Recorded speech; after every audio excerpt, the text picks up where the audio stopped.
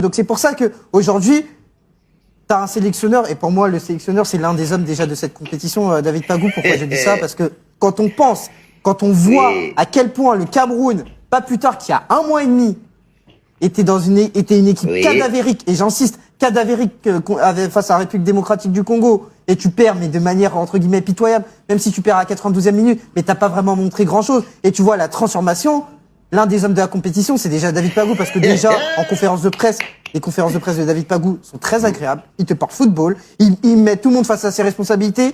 Sur le but encaissé, il dit c'est des erreurs individuelles qui aboutissent au but, même si parfois je trouve que cette réflexion elle est un peu sévère. Mais à côté de ça, il t'explique que on est une équipe qui a cette vocation-là, on a des individualités qui sont comme ça, et il t'explique la trame, il t'explique la feuille de route. Et moi, je comprends plusieurs choses quand je l'écoute parler. Et aujourd'hui, moi, je vois la différence, mais elle est abyssale entre ce qui s'est passé du côté du Maroc à Rabat face au Congo et ce qui se passe aujourd'hui avec le Cameroun. J'ai envie de revoir le Cameroun avec David Pagou, parce que on parlait d'un manque de légitimité peut-être pour lui de David Pagou, et force est de constater que au sortir de cette CAN, indépendamment, et je te dis bien indépendamment de ce qui va se passer, moi je pense qu'il a gagné ses galons en tant que sélectionneur affirmé. Bonjour les enfants, c'est papa, c'est de mon Dolé qu'on parle comme ça, c'est de mon Pagou, c'est de mon Dolé qu'on est en train de parler comme ça, c'est de mon petit Pagou.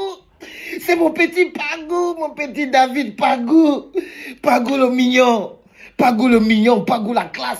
Vous savez, il y a un gars qui a dit que Pagou est comme je ne sais pas trop quoi. Il y a des gens qui sur internet ou sur le kio. Il y a des gars qui fument un dessin jab sur internet que on lui dit qu'il faut sécher, il ne sèche pas. Il est sur le dos de Pagou. Voilà mon Dolé Pagou qui est célébré à l'échelle du monde. Voilà mon Dolé Pagou qui est célébré à l'échelle du monde. On dit que quelle que soit l'issue de la compétition, virgule, David Pagou a gagné ses galons de sélectionneur des Lions indomptables. Point. Ce n'est pas la force. Là, tu vois, c'est un petit pic pour toi, Rigobert Song-Banak. Tu vois donc, comment on a pu aller se perdre même à chercher Rigobert Song-Banak. Quand vous dites que vous prenez souvent la place avec votre palmarès, vous prenez la place avec votre palmarès, alors qu'on a des petites pépites qui sont là comme, quand tu vois un gars comme David Pagou, tu te demandes comment on a pu s'embrouiller avec Rigobert Song, alors qu'on a un David Pagou. Alors qu'on a un David Pagou. À partir maintenant, ne l'appelez plus David Pagou, s'il vous plaît, il s'appelle Coach Pagou. Il s'appelle Coach Pagou. Il faut donner tout son nom avec la classe. Il a gagné officiellement ses galons de entraîneur, sélectionneur des Lions indomptables. Tu vois, Rigobert, voilà donc le manager sélectionneur, David Pagou. Voilà le manager sélectionneur, David Pagou. Il dit aux journalistes que le but qu'on a encaissé est issu d'une série d'erreurs individuelles. Parce que les gens, il dit qu'il a repéré quelques joueurs qui ont essayé de jouer leur petit, ils ont perdu le côté compact du groupe. Donc, il a une idée claire. Le journaliste dit que le David Pagou est agréable à écouter en conférence de presse. Il parle football. Vous ne comprenez pas d'où nous on vient et pourquoi on aime tellement les Lions aujourd'hui et qu'on supporte avec toute la force. Parce que quand vous êtes parti d'un état d'esprit cadavérique, c'est-à-dire qu'on vient de loin. On était un gros cadavre couché par terre, sans la moindre énergie. Un corps inanimé. Un Cameroun qui est ridicule. Un Cameroun humilié. Chaque jour que je passais partout, j'entends, c'est comment non, David, Samuel Eto'o a déjà arrangé son problème avec Marc Brice. Tu pars là-bas. Alors c'est comment? Marc Brice a fait comment avec Samuel Eto'o? Je dis que, mais Seigneur Dieu, on n'arrivait plus à respirer. On vient de loin. On n'arrivait plus à avoir une histoire où on parle du football. Comment tu vas aller connaître Olivier Kemen si tous les jours on te parle de Samuel Eto'o et de Marc Brice? Comment tu vas connaître Darling Yongwa? Si on utilise le nom de Darling Yongwa, seulement pour peut-être faire du sale à Samuel Eto'o ou à Marc Brice. Comment tu vas connaître les gens comme Junior Koto si tous les jours on est toujours en train d'être bloqué par les mêmes psychopathes? Comment c'est qu'on va connaître, on va être en amour avec nos joueurs? Comment c'est que les placements de produits vont être faits? Vous voyez par exemple, dans tous les pays africains, vous voyez là, les joueurs sont les marques de tous les petits produits locaux. Les joueurs sont les marques de tous les petits produits locaux là. Mais nous ne connaissons même pas nos joueurs. Ils n'ont aucun rapport avec le pays. Quel joueur camerounais fait la promotion de l'huile au Cameroun? Quel joueur camerounais fait la promotion de... Bon, c'est vrai qu'il n'y a même aucun produit qui est fabriqué au Cameroun. Il faut que vous fabriquez aussi un produit pour que vous ayez maintenant un joueur camerounais qui vient faire la promotion de ça. Faites même la mayonnaise, la camère mayonnaise. Vous prenez un joueur camerounais qu'on connaît déjà, Junior Koto. Je mange cette mayonnaise et je tape le ballon fort. On dit que c'est la mayonnaise des Lions indomptables. C'est comme ça qu'on construit un pays, on fait des frameworks. On crée des choses, on fait des frameworks. Mais vous avez des choses que vous ne pouvez pas utiliser.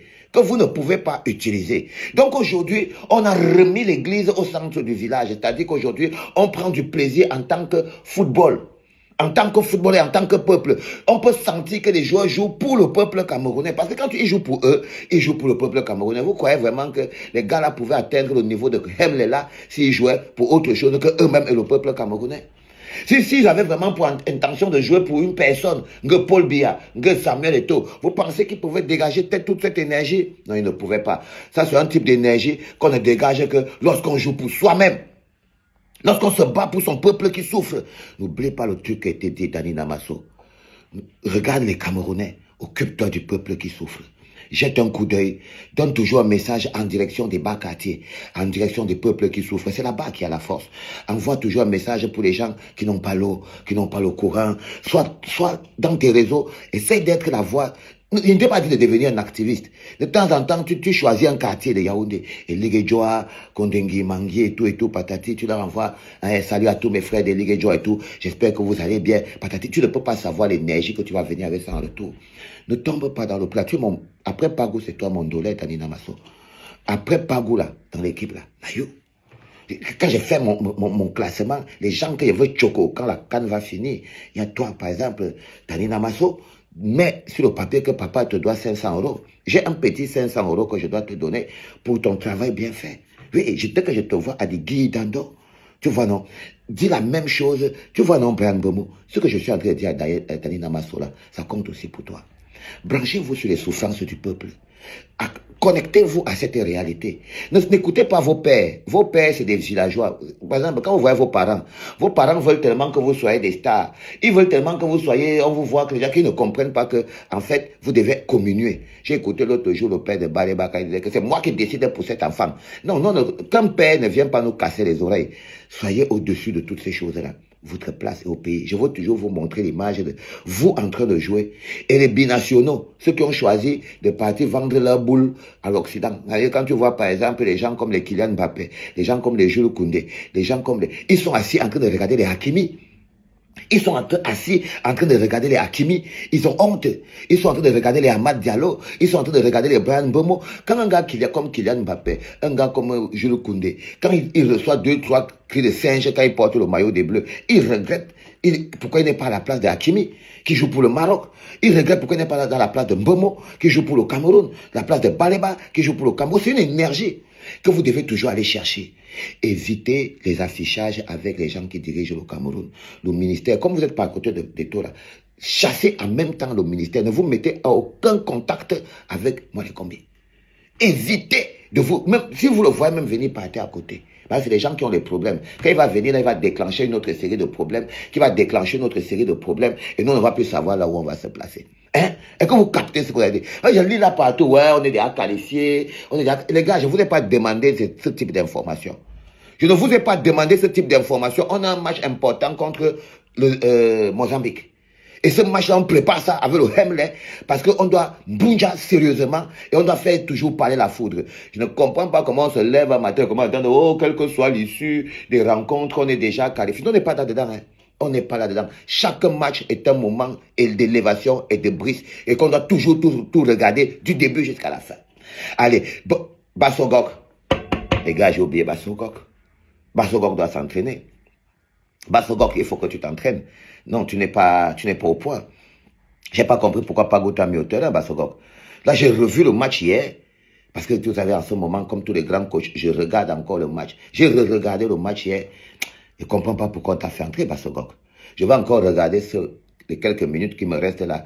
Je veux voir quel est ton apport dans cette équipe-là. Et je vais revenir vous comprendre si je dois dire à Pagou de te faire entrer ou de ne plus te faire entrer. Mais là, je n'ai pas compris pourquoi tu étais entré. Oh, les enfants, vous ne pouvez pas savoir. Je suis tellement fier. C'était pas par les enfants.